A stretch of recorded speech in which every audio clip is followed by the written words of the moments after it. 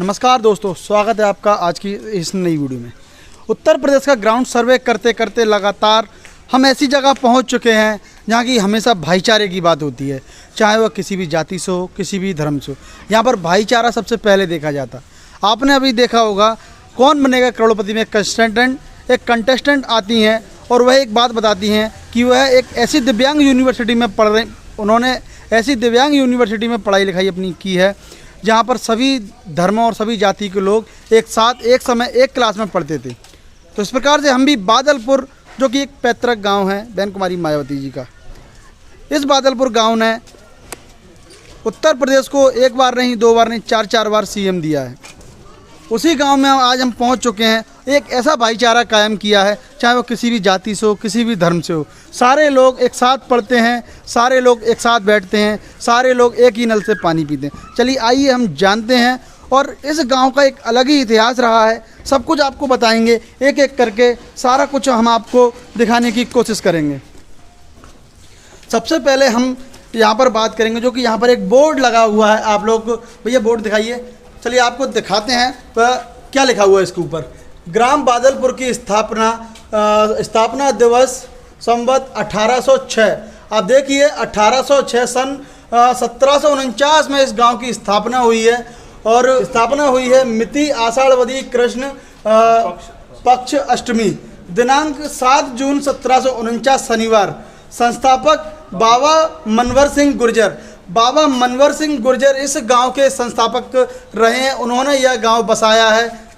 ग्राम अच्छेजा से आकर ग्राम बादलपुर की स्थापना की। गांव अच्छेजा से आए थे और बादलपुर में आकर के बसे और इस गांव की स्थापना की। इस गांव को बनाने में सबसे ज़्यादा अहम रोल रहा, इस गांव को बनाया अपनी मेहनत से।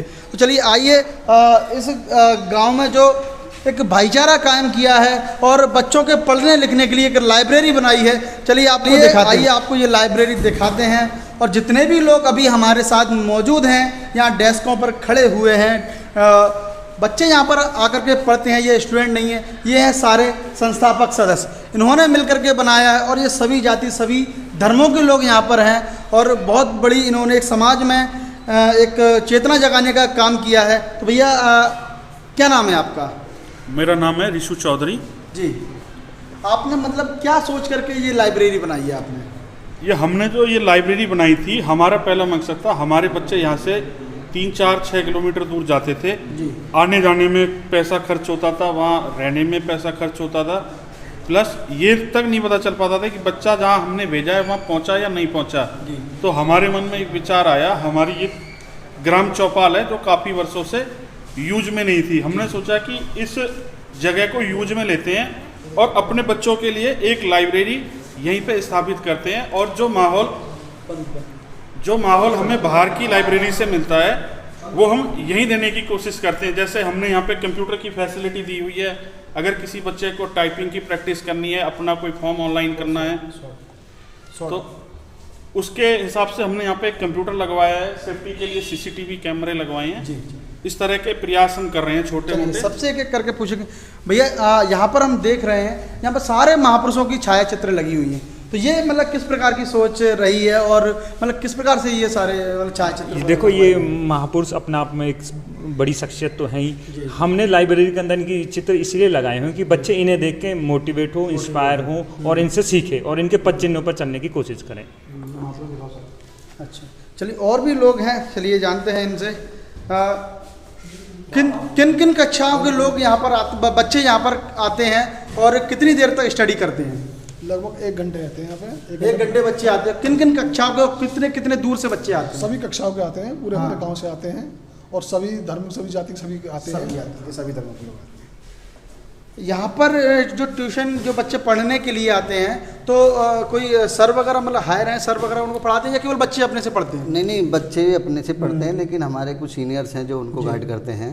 देखिए मैं ये बताता हूँ आपको, ये मैथ की देखिए बुक है, देखिए, और ये एसएससी। तो इसमें ऐसा नहीं है, हमारे यहाँ पर कुछ साथी हैं जो उनको गाइड करते हैं। बच्चे बहुत मेहनत करते हैं और इन्हीं सभी सम्मानित साथियों का बहुत सहयोग है इसमें। और यहाँ पर क्या क्या सुविधाएं हैं जिनको कि बच्चे यहाँ पर आने सुविधाओं को देखते हुए? देखिए पहली बात तो यहाँ लाइट, पंखा, और हम कोशिश कर रहे हैं एसी का भी व्यवस्था यहाँ पे हो जाए, एसी कंप्यूटर की है। व्यवस्था की सोची आपने? बिल्कुल, हमारा अगला प्लान एसी का ही है। दूसरा हमारे पास कंप्यूटर है और नेट की व्यवस्था है, वाईफाई की व्यवस्था है, और हम बीच बीच में आके खुद भी बच्चों को पढ़ाते हैं जो भी उनके सब्जेक्ट होते हैं। जो बच्चे यहाँ पर आते हैं उनके अभिभावकों, उनके माता पिताओं से कोई शुल्क वगैरह ली जाती है? इसमें कोई शुल्क नहीं है, जो बच्चा कभी भी आ सकता है और अपने इसमें कोई शुल्क नहीं है। कोई शुल्क नहीं है। और बच्चों के पढ़ने के साथ साथ क्या मतलब व्यवस्थाएं, खेल कूद की या फिर केवल पढ़ने की व्यवस्था है? खेल की व्यवस्था हमारे गांव में पा रहते हैं, हाईवे बच्चे में दौड़ लगाने जाते हैं, वो सोचती हर चीज़ सुविधा है। बिल्कुल।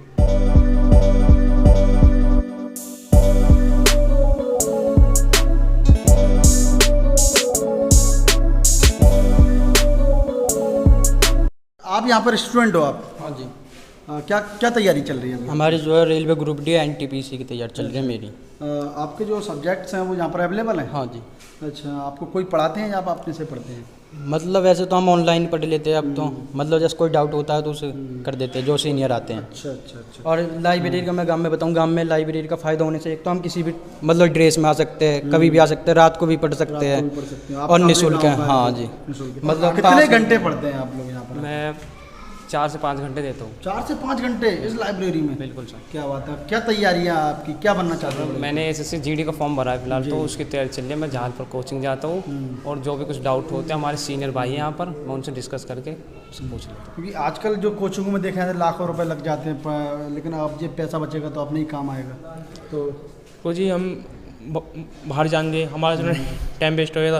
हाँ, हमारे गांव में लाइब्रेरी है, हमें जो समझ में आती है हमारे सीनियर भाई है, हम इनसे पूछ लेते हैं। हमें कोई भी डाउट है अपने जो जेल अपने घर से चले जाते हैं, हमें कोई चीज़ परेशानी नहीं है। यहाँ पर बढ़िया तैयारी हो रही है हमारी। सभी लोग यहाँ पर आते हैं, सभी जातियों के सभी लोग जाति के लोग आते हैं और रात को भी डटते हैं, यानी कि 12-1 बजे भी तक बच्चे रहते हैं। 1 बजे बंद होती है लगभग, सवेरे 7-8 बजे खुल जाती है। सुबह से 8 बजे से रात को 1 बजे तक खुल रहती है। 1 बजे तक पढ़ते हो आप लोग? हाँ जी, 12 बजे के बाद यानी कि जो डिस्कशन करना चाहते हैं बच्चे आपस में वो डिस्कशन भी कर लेते हैं। और पीछे रूम भी है उसमें, यानी कि रेस्ट अपना जो ग्रुप डिस्कशन करना हो पर जोड़ जाकर पीछे रूम में कर सकते हैं। तो ये थे हमारे साथ इस लाइब्रेरी के स्टूडेंट जो कि बता रहे हैं सुबह 8 बजे लाइब्रेरी खुलती है, रात को 1 बजे बंद होती है। तो भाई डेडिकेशन देखिए, स्टूडेंटों में डेडिकेशन होना चाहिए। तो ये गांव वालों की बहुत अच्छी सोच रही है कि यहाँ पर सभी लोग, जो कि आप लोगों को पता है कि इस समय वर्तमान में पढ़ाई लिखाई कितनी महत्वपूर्ण है और कितनी महंगी हो चुकी है। बच्चों का समय बचता है, कितनी कोसों किलोमीटर दूर तक उनको जाना पड़ता है कोचिंग करने के लिए, पढ़ने के लिए। गांव के बच्चे अगर गांव में रहेंगे, गांव में पढ़ेंगे, समय बचेगा, दूरी बचेगी और पैसा भी बचेगा, और जो दुर्घटनाएं हो जाती हैं वो भी नहीं होंगी। तो आज की इस वीडियो के माध्यम से हमने एक समाज में मैसेज देने का काम किया है। तो वीडियो आपको कैसी लगी कमेंट बॉक्स में आकर के अपनी जरूर राय और प्रतिक्रिया जरूर देना। तो आज की वीडियो को ज़्यादा से ज़्यादा शेयर करें। जो लोग हमारे चैनल पर नए हैं सब्सक्राइब करें। तो मिलते हैं किसी दूसरी वीडियो में, तब तक के लिए आप लोगों से इजाज़त चाहते हैं। धन्यवाद।